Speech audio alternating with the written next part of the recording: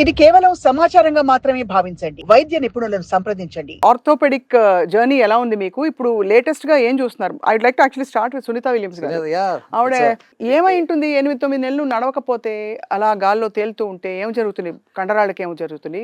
మోకాళ్ళకి ఏం జరుగుతుంది? Difficult to say స్పేస్‌లో ఏం ప్రాబ్లమ్స్ వస్తాయి. కానీ ఈ భూమిలో అట్లా ఏమైనా ప్రాబ్లమ్ వస్తే especially if you don't walk bedridden పేషెంట్స్‌కి జాయింట్స్ స్టిఫ్ అయిపోతాయి. సో జాయింట్ పెయిన్స్ తొందరగా స్టార్ట్ అవుతాయి. అండ్ మొబిలిటీ లేక చాలా మెడికల్ ఇష్యూస్ వస్తాయి.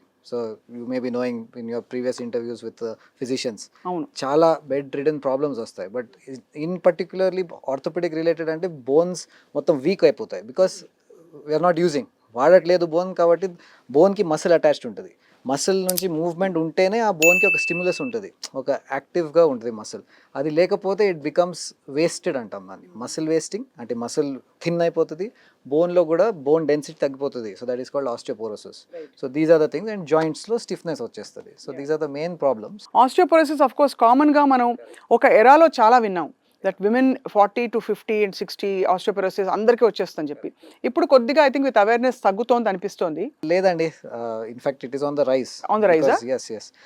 ఎర్లియర్ అంటే maybe 40-50 years back elderly age గ్రూప్లో మనం అది మాట్లాడాం ఎక్కువ ఆస్టియోపోరోసిస్ గురించి. ఇప్పుడు యంగర్ ఏజ్ గ్రూప్లో కూడా స్టార్ట్ అవుతుంది, especially because sedentary life style ఎక్కువ అయిపోయింది. So IT jobs, desk jobs, దీంట్లో మూవ్మెంట్. అండ్ సర్ప్రైజింగ్లీ ఇప్పుడు నేను చాలా కార్పొరేట్స్లో, చాలా కంపెనీస్లో టాక్స్ ఇస్తాను, హెల్త్ అవేర్నెస్ టాక్స్. ఎల్డర్లీస్కి కూడా ఇస్తాను, యంగ్స్టర్స్ కూడా ఇస్తాను. ఎల్డర్లీ క్రౌడ్ని అడిగితే మీరు ఎక్సర్సైజ్కి ఏం చేస్తారు, మీరు డైలీ చేస్తారా, వీక్లీ? ఆల్మోస్ట్ 70% క్రౌడ్ ఎస్ మేము చేస్తాము, హాఫ్ అన్ అవర్ అయినా వాకింగ్ అట్లా చేస్తామంటారు. యంగ్స్టర్స్కి సపోజ్ ఒక 100 people are there in the audience, maybe 2 or 3 will raise their hand. Rest of them awareness లేక ఆర్ జస్ట్ నెగ్లెక్ట్ చేస్తూ they will not be moving. So imagine 10 hours మీరు కూర్చొని ఉన్నారు, ఇంట్లో పడుకొని ఉన్నారు, అండ్ యాక్టివిటీ కూడా చేయకపోతే డెఫినెట్లీ బోన్స్, జాయింట్స్ మీద నెగిటివ్ ఎఫెక్ట్ వచ్చేస్తుంది. ఎఫెక్ట్ అంటే కాబట్టి movement is very key.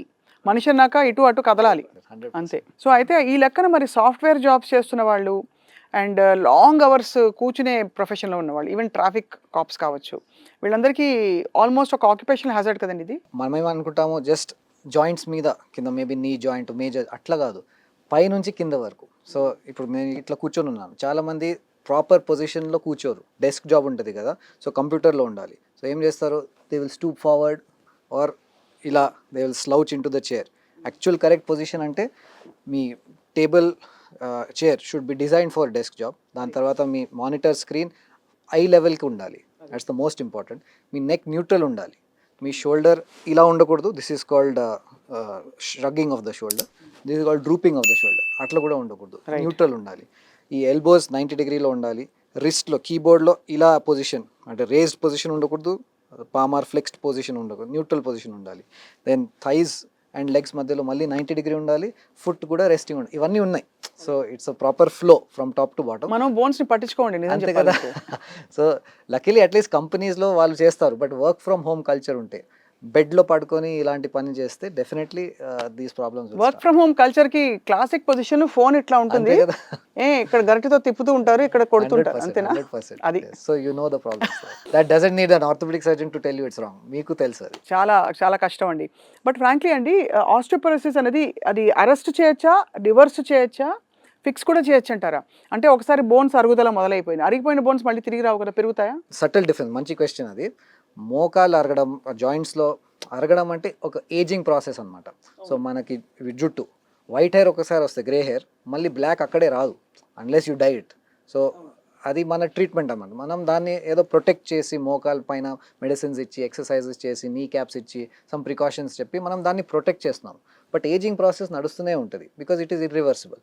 So ఆ గుజ్జు పెరగడం అలాంటి కాన్సెప్ట్ దీంట్లో ఉండదు. Okay, but bones, suppose bone density తగ్గితే, ఓకే, అది రివర్సల్ అవ్వచ్చు. సో డెఫినెట్లీ దానికి ప్రాపర్ మీరు కేర్ తీసుకుంటే, medication through consultations or good food, good మెడికేషన్తో బోన్ డెన్సిటీ మళ్ళీ పెరగొచ్చు. So that is the big difference between cartilage loss and bone loss.